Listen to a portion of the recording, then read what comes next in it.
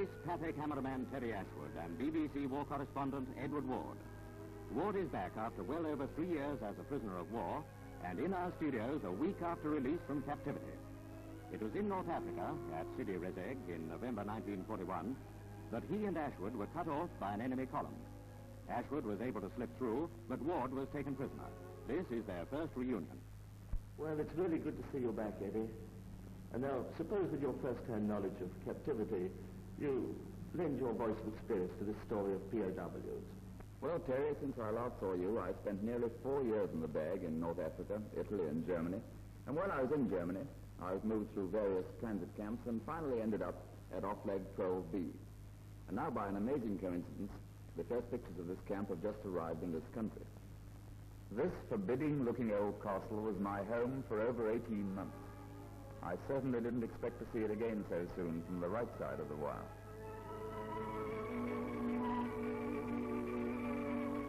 A lot of the windows, as you see, have no glass. That was caused by Tactical Air Force dive-bombing the railway 150 yards away. There was always a guard in the control tower when he wasn't in a slip trench when our planes were over. Yes, it certainly is good to see all that barbed wire from the outside. You can see they didn't mean us to get out. I lived in a room with 7 other POWs right at the top of the tower.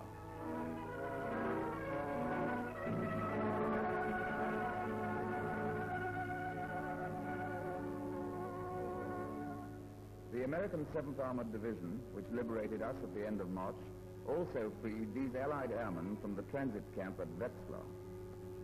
Yes, we felt the same way when the Americans arrived.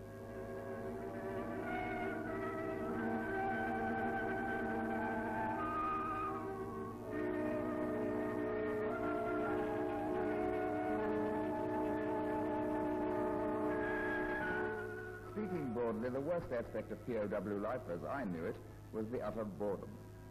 So much, of course, depends on the camp commandant.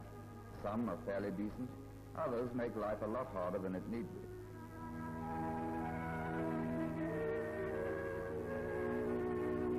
From this joyous picture of release, it is well to turn to other prisoners less fortunate. Manila's infamous Bilibid prison, a house of living death for American prisoners held captive by the Japanese in the Philippines. These are Americans who survived. We thought we were thin, but by heavens, this is sheer starvation. They lived through slow torture on a diet of 200 grams of rice per day.